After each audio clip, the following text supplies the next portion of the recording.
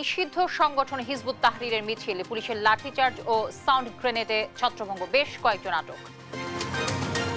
দেশের নৈরাজ্যকর পরিস্থিতিতে উদ্বিগ্ন মানুষ, বললেন মির্জা ফখরুল। জনগণের ক্ষমতা ফিরিয়ে দিতে দ্রুত নির্বাচনের দাবি রিজভীর।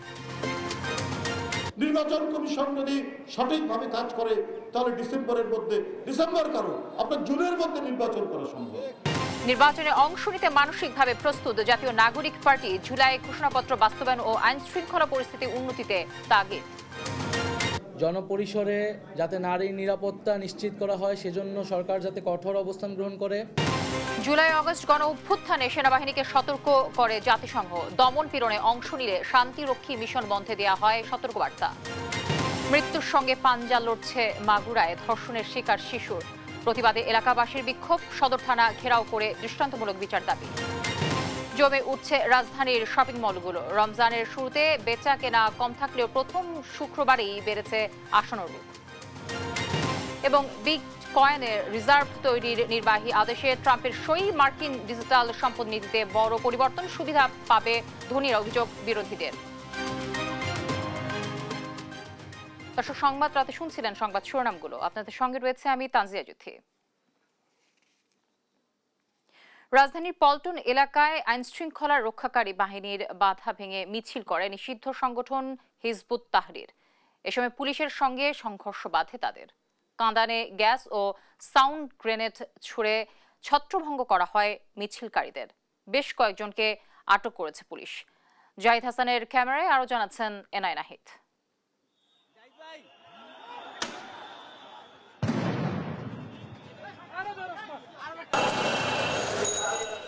শুক্রবার জুমার নামাজের পর জাতীয় মসজিদ বাইতুল মোকাররমের উত্তর গেটে নিষিদ্ধ ঘোষিত সংগঠন হিজবুত তাহরীর মার্চ ফর খিলাফত কর্মসূচির মিছিল। এ সময় পুলিশের বাধা অতিক্রম করে মিছিলটি পল্টন মোড় পার হয়ে বিজয়নগর মোড়ের দিকে এগিয়ে গেলে কাঁদানে গ্যাস এবং সাউন্ড গ্রেনেড ছুড়ে ও লাঠিচার্জ করে মিছিলটি ছত্রভঙ্গ করে দেয় আইন শৃঙ্খলা রক্ষাকারী বাহিনী। এদিকে নিষিদ্ধ সংগঠনের কর্মসূচিকে ঘিরে নিশ্ছিদ্র নিরাপত্তা ব্যবস্থার মধ্যে রমজানের প্রথম জুম্মায় নামাজ আদায় করেন ধর্মপ্রাণ মুসল্লিরা। আমি দ্রুত নির্বাচনের মধ্য দিয়ে একটি নির্বাচিত সরকারের কাছে ক্ষমতা দিতে বলবো। এই কারণ হলো বাংলাদেশটা এখন খুব কঠিন অবস্থায় আছে। হিজবুত তাওহীদ যদি সমাবেশের ঘোষণা দিয়ে থাকে, এটা তো নিষিদ্ধ ঘোষিত, অতএব ওদেরকে তো সভা সমাবেশ করতে দেওয়া উচিত না। এ সময় হিজবুত তাহরীরের বেশ কয়েকজন সমর্থককে আটক করা হয়েছে বলে জানান পুলিশের রমনা বিভাগের উপকমিশনার। আমরা তাদেরকে ডিসপার্স করেছি, আমরা সাউন্ড গ্রেনেড মেরেছি, আমরা গ্যাস গান মারছি। এরপর মারার পরে তারা ডিসপার্সে চলে গেছে। এখন পরিস্থিতি একেবারে শান্ত। আমরা অলিগলির ভিতরে যদি কেউ থাকে সেটাও দেখতেছি। বেশ কিছু আটক আছে। হিজবুত তাহরীর সহ কোনো নিষিদ্ধ সংগঠন সভা সমাবেশ বা প্রচারমূলক কার্যক্রম পরিচালনার চেষ্টা করলে আইনানুগ ব্যবস্থা নেওয়া হবে বলে পুলিশের পক্ষ থেকে জানানো হয়েছে। এনআই নাহিদ, দেশ টিভি, ঢাকা।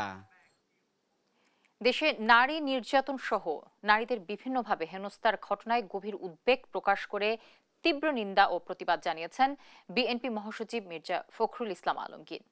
শুক্রবার গণমাধ্যমে পাঠানো এক বিবৃতিতে বিএনপি মহাসচিব উদ্বেগ প্রকাশ করেন।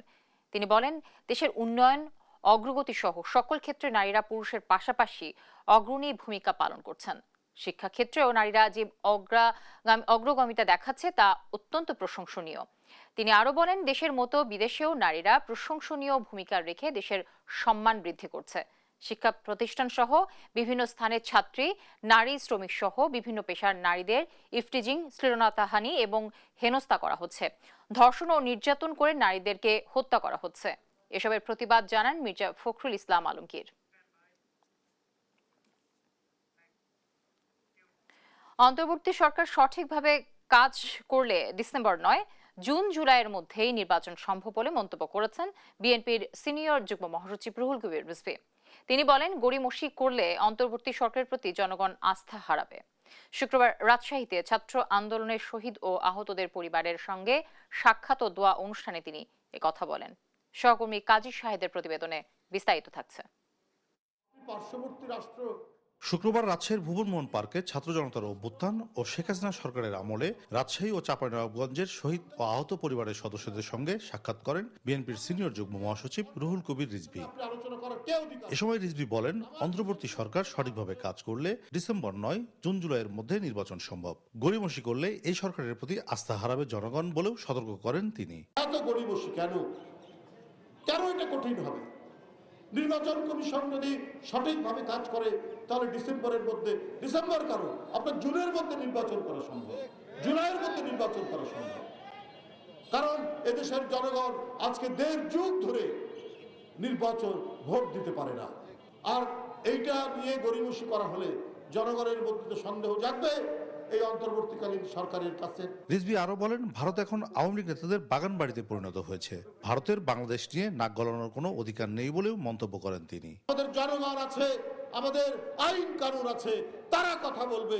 আমরা আমাদের পররাষ্ট্রনীতি কি হবে, আমাদের নানা বিষয় নিয়ে কথা বলতে পারে।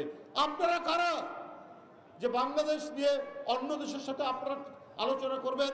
যারা লুটেরা, যারা খুনি, যারা আপনারকে হত্যা করে তাদেরকে আপনারা আশ্রয় দেন।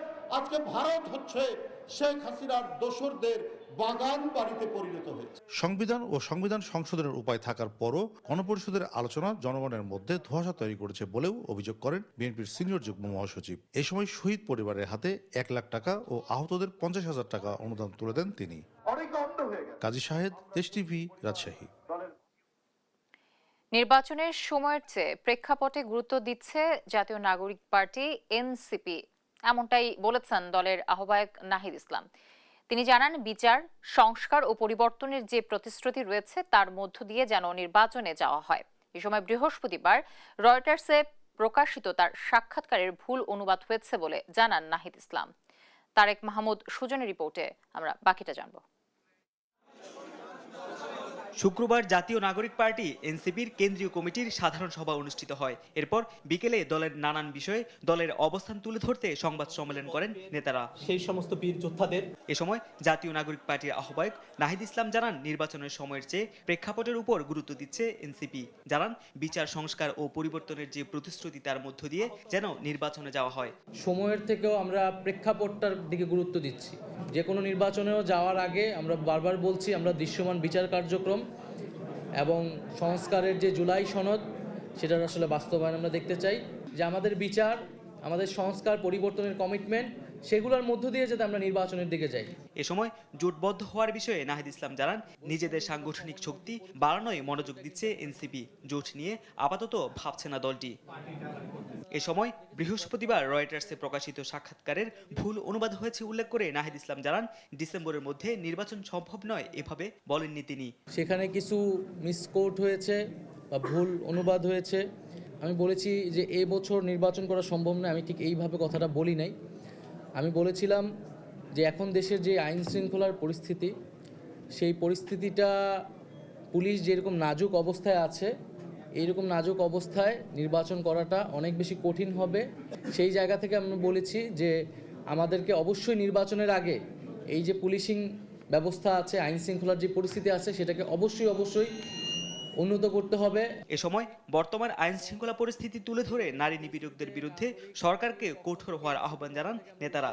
এছাড়াও বৈষম্য বিরোধী আন্দোলনের সমন্বয়ক পদটি আর নেই উল্লেখ করে কেউ অপকর্ম করলে প্রশাসনকে ব্যবস্থা নেওয়ার আহ্বান জানানো হয়। জনপরিসরে যাতে নারীর নিরাপত্তা নিশ্চিত করা হয়, সেজন্য সরকার যাতে কঠোর অবস্থান গ্রহণ করে। তারেক মাহমুদ সুজন, দেশ টিভি, ঢাকা। উদ্দেশ্যমূলকভাবে ছাত্রদলের উপর দোষ চাপানো হয়েছে বলে অভিযোগ করেছেন ছাত্রদল নেতারা। শুক্রবার বিকেলে নয়াপল্টনে বিএনপি কেন্দ্রীয় কার্যালয়ে সংবাদ সম্মেলন করে ছাত্রদলের পক্ষ থেকে এ অভিযোগ করা হয়। পরে সংবাদ সম্মেলনের আয়োজন করে জাতীয় নাগরিক কমিটি। ছাত্রদলের বক্তব্যের পাল্টা জবাবে সার্জিস আলম বলেন, নর্থ সাউথ বিশ্ববিদ্যালয় এলাকায় হামলার ঘটনা দলের ওপর নয়, ব্যক্তি শাকিলের বিরুদ্ধে ব্যবস্থা নেয়ার দাবি জানান তিনি। বিস্তারিত নাফিয়া ফারজানার প্রতিবেদনে। জাতীয় নাগরিক পার্টির উত্তরাঞ্চলের মুখ্য সংগঠক সার্জিস আলমের রাজধানীর বসুন্ধরা আবাসিক এলাকায় যাওয়াকে কেন্দ্র করে দুই পক্ষের মধ্যে হাতাহাতি ও অপ্রীতিকর ঘটনা ঘটে। বুধবার রাতে রাজধানীর নর্থ সাউথ বিশ্ববিদ্যালয়ের সামনে এ ঘটনা ঘটে। পরে সার্জিস আলম তার ভেরিফাইড ফেসবুক আইডিতে অনাকাঙ্ক্ষিত ঘটনায় ছাত্রদলের সম্পৃক্ততার বিষয়টি উল্লেখ করে পোস্ট দেন। বিষয়টি নিয়ে শুক্রবার বিকেলে নয়াপল্টনে বিএনপির কেন্দ্রীয় কার্যালয়ে জরুরি সংবাদ সম্মেলন করে জাতীয়তাবাদী ছাত্রদল। এ সময় উদ্দেশ্যমূলকভাবে ছাত্রদলের উপর দোষ চাপানো হচ্ছে বলে অভিযোগ করেন নেতারা। বাংলাদেশের কিছু সংগঠন বাংলাদেশ জাতীয়তাবাদী ছাত্রদলের এরকম ইতিবাচক রাজনীতিকে বিভ্রান্ত করার জন্য সাধারণ শিক্ষার্থীদের কাছে বাংলাদেশ জাতীয়তাবাদী ছাত্রদলের নামে বেনামে বিভিন্ন প্রোপাগান্ডা করছে। সার্জিস আলম এই ঘটনাকে রাজনৈতিক রূপ দেওয়ার জন্য ছাত্রদলকে দায়ী করে ফেসবুকে পোস্ট করেন। তার দাবি সম্পূর্ণ ভিত্তিহীন ও কল্পনাপ্রসূত। এদিকে বিকেলে সংবাদ সম্মেলনের আয়োজন করে জাতীয় নাগরিক পার্টি। এ সময় ছাত্রদলের বক্তব্যের পাল্টা জবাবে সার্জিস আলম নর্থ সাউথ বিশ্ববিদ্যালয় এলাকায় হামলার ঘটনা ছাত্রদলের উপর নয়, ব্যক্তি শাকিলের বিরুদ্ধে ব্যবস্থা নেয়ার দাবি জানান। এই দায় আমি কখনো আমার জায়গা থেকে পুরো ছাত্রদলকে দেই না এবং দিবও না, কিন্তু তিনি যেহেতু ছাত্রদলের পোস্টেড এবং তিনি এই ছাত্রদল নামক যে বাংলাদেশে যে প্রতিষ্ঠানটি রয়েছে, সংগঠনটি রয়েছে, এটিকে প্রশ্নবিদ্ধ করেছেন তার কাজের মধ্য দিয়ে, তো ছাত্রদলের অবশ্যই তার বিরুদ্ধে এই সাংগঠনিক ব্যবস্থাটি নেওয়া উচিত। নাফিয়া ফারসানা, দেশ টিভি, ঢাকা। জুলাই আগস্ট গণ অভ্যুত্থানে সেনাবাহিনীকে সতর্ক করেছিল জাতিসংঘ। আন্দোলন থামাতে দমন পীড়নে অংশ নিলে শান্তিরক্ষা মিশনে অংশগ্রহণ বন্ধ হয়ে যেতে পারে বলে দেয়া হয়েছিল সতর্কবার্তা। এমনটাই জানান জাতিসংঘের মানবাধিকার বিষয়ক high commissioner Volker Turk. BBC world সার্ভিসের হার্ড টক অনুষ্ঠানে ফলকার তুর্ক এ কথা বলেন। বুধবার বিবিসির ওয়েবসাইটে হার্ড টক অনুষ্ঠানের এই পর্ব প্রকাশ করা হয়। অনুষ্ঠানে তুর্কের সঙ্গে কথা বলেন বিবিসির উপস্থাপক স্টিফেন সাকার। অনুষ্ঠানে গাজা, সুদান, ইউক্রেন সহ বিশ্বের বিভিন্ন দেশের পরিস্থিতির প্রেক্ষাপটে জাতিসংঘকে ক্ষমতাহীন মনে হচ্ছে বলে জানান বিবিসির উপস্থাপক স্টিফেন সাকার। জবাবে উদাহরণ হিসেবে বাংলাদেশের কথা উল্লেখ করেন ফলকার তুর্ক। এ সময় শান্তিরক্ষা মিশনে অংশ নেওয়া বন্ধ হয়ে যেতে পারে বলে জানিয়ে বাংলাদেশ সেনাবাহিনীকে গণ অভ্যুত্থানে অংশ না নিতে সতর্কবার্তা দেওয়ার কথাও জানান তিনি। I'll give you the example of Bangladesh last year. During July, August, there were massive demonstrations of students. They had enough of the previous government under Sheikh Hasina. There was massive repression happening. The big hope for them was actually our voice, was my voice, was also what we were able to do. And we put the spotlight on the situation. And we actually gave the warning to the army that if they get involved, it means that they may not be able to be a troop contributing country anymore. দেখছেন সংবাদরাত।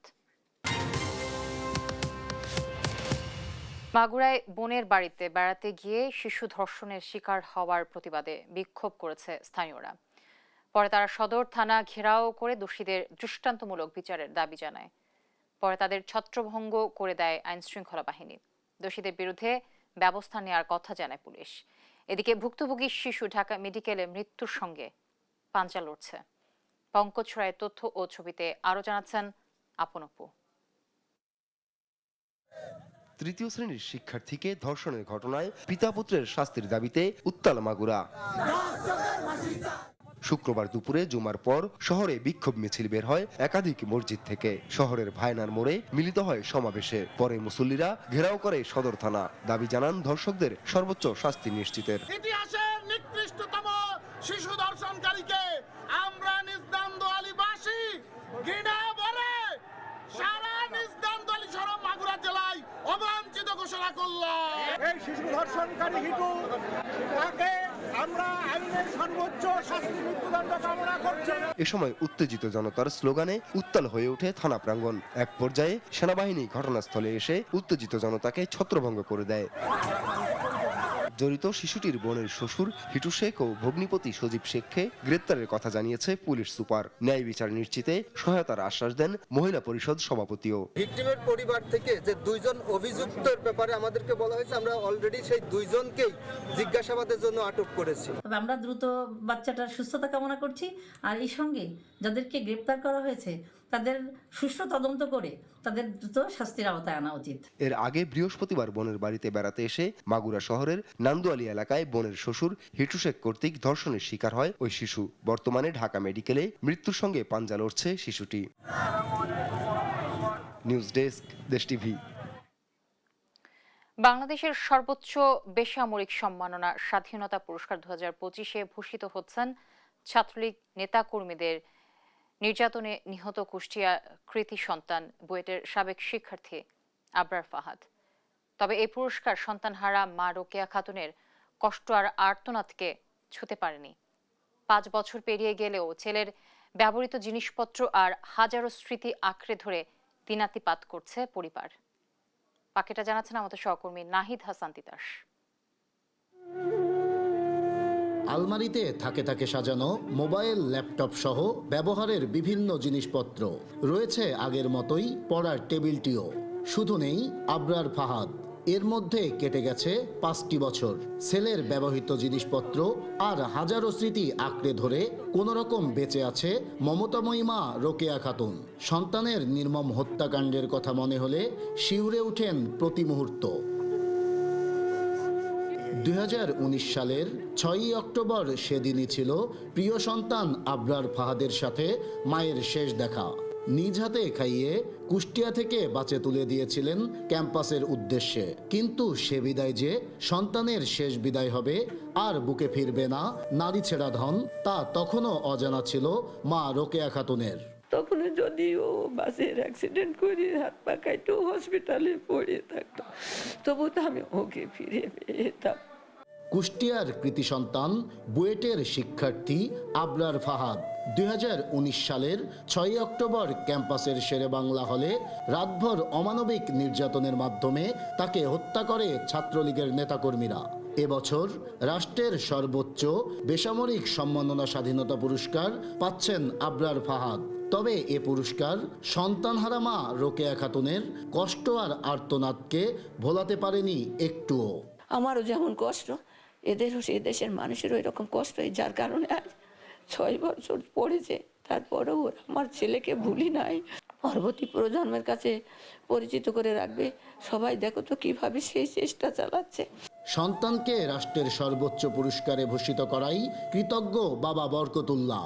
তবে তার কণ্ঠে সন্তান হত্যায় জড়িত আসামিদের পলায়নের আক্ষেপ। ওনারা যোগ্য মনে করেছে দেশে, এই জন্য ওনাদের কাছে আমরা আমরা তো আসলে এটা আমরা কোর্টে যে আমরা জানতে পারলাম আসামি পলাতক আছে শেষ দিনে, তো এটা কিন্তু এতদিন যে পালাইছে এটা কিভাবে গোপন রাখলে আমি জানি না। দেশের সর্বোচ্চ বিদ্যাপীঠে এমন নির্মম হত্যাকাণ্ড এখনো তাড়িয়ে বেড়াই কুষ্টিয়াবাসীকে।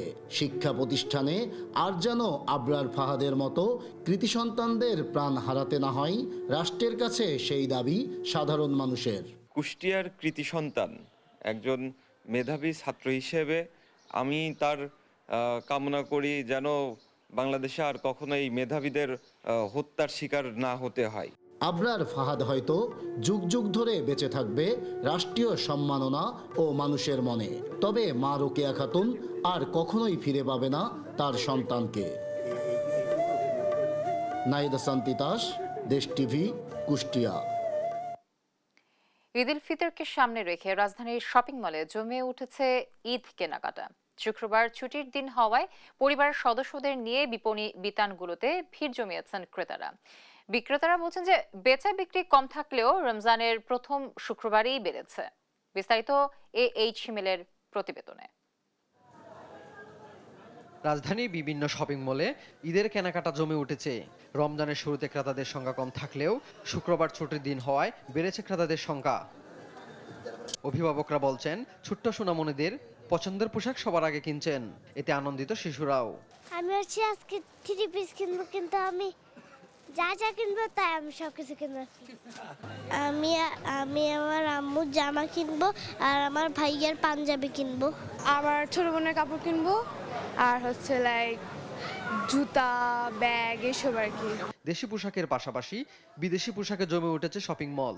ক্রেতারা বলছেন পাঞ্জাবি, সালোয়ার কামিজের দাম কিছুটা বাড়তি। পোশাকের গুণগত মান ও ডিজাইন আরও বাড়ানোর দাবি তাদের। দামের ব্যাপারে একটু সচেতন হওয়া উচিত। দাম মনে হচ্ছে গতবার চেয়ে এবার একটু বেশি মনে হচ্ছে। কিছু কিনিনি, এখন শুধু একটা 3 পিস কিনছি এই দোকান থেকেই মাত্র আর কি। মানে 3 পিসগুলাই বেশি পরা হয়, ওইটাই বেশি পছন্দ। কালেকশনগুলো ভালোই, কিন্তু কোয়ান্টিটি কম আর কি। কোয়ান্টিটি একটু ভালো হলে ভালো হয়। দাম আসলে আগে থেকে একটু হাই। বিক্রেতারা বলছেন সব ধরনের কালেকশন তারা দোকানে উঠিয়েছেন। রমজানের শুরুতে বেচা বিক্রি কম থাকলেও প্রথম শুক্রবারে বেড়েছে ঈদ কেনাকাটা। বর্তমানে পাকিস্তানি ড্রেস আছে আমার কাছে, নুটস, তাওয়াক্কাল, আপনার মারিয়া, বিন হামিদ, সব কালেকশনই আছে আমার কাছে। আর ইন্ডিয়ান কিছু আছে, বিপুলের মাল আছে। আমাদের পাঞ্জাবিতে সারা পাচ্ছি, কিডসে সারা পাচ্ছি, সব কিছুতেই আশা করি সারা পাচ্ছি, আরও পাবো সামনে। বিক্রেতাদের প্রত্যাশা সামনের দিনগুলোতে আরও জমে উঠবে ঈদ কেনাকাটা। AH হিমেল, দেশ টিভি, ঢাকা। দেখছেন সংবাদ রাত। বাংলাদেশের সব ধরনের সংকটের সমাধানে অন্তর্ভুক্তি ও অংশগ্রহণমূলক নির্বাচন এবং গণতান্ত্রিক উপায়ের উপর জোর দিয়েছে ভারত। শুক্রবার নয়াদিল্লিতে ভারতের পররাষ্ট্র মন্ত্রণালয়ের মুখপাত্র রণধীর জয়সওয়াল সাপ্তাহিক ব্রিফিংয়ে একথা জানান। বলেন, ভারত স্থিতিশীল, শান্তিপূর্ণ, অন্তর্ভুক্তিমূলক এবং প্রগতিশীল বাংলাদেশ সমর্থন করেন, যেখানে সব সমস্যার সমাধান গণতান্ত্রিক ও অংশগ্রহণমূলক নির্বাচনের মাধ্যমে সমাধান করা হয়। একই সঙ্গে বাংলাদেশের আইন শৃঙ্খলা পরিস্থিতি নিয়েও উদ্বেগ জানান তিনি। গঙ্গা পানি বন্টন চুক্তি, পানির প্রবাহ পরিমাপ এবং দ্বিপাক্ষিক স্বার্থ সংশ্লিষ্ট অন্যান্য বিষয় নিয়েও বাংলাদেশের সঙ্গে আলোচনা হয়েছে বলে জানান পররাষ্ট্র মন্ত্রণালয়ের মুখপাত্র।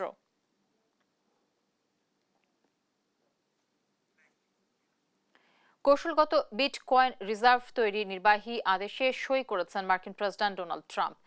আদেশে অন্যান্য বাজেয়াপ্ত ক্রিপ্টোকারেন্সি সংরক্ষণের জন্য ট্রেজারি বিভাগ পরিচালিত মার্কিন ডিজিটাল সম্পদ মজুদও প্রতিষ্ঠা করা হয়েছে। এটি মার্কিন ডিজিটাল সম্পদ নীতিতে একটি বড় পরিবর্তন হতে যাচ্ছে বলে মনে করছেন বিশ্লেষকরা।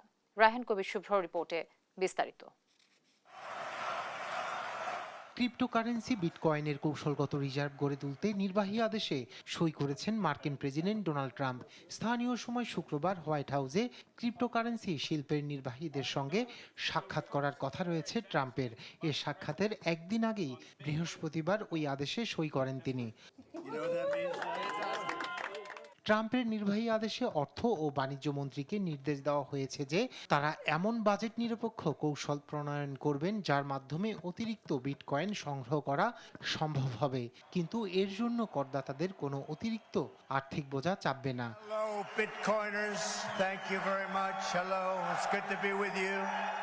এক্স হ্যান্ডেলে এক পোস্টে হোয়াইট হাউসের ক্রিপ্টো বিষয়ক প্রধান ডেভিড সাকস জানান, ফেডারেল সরকারের এই রিজার্ভ গড়ে তোলা হবে অপরাধমূলক কর্মকাণ্ডের জরিমানা থেকে প্রাপ্ত অর্থ।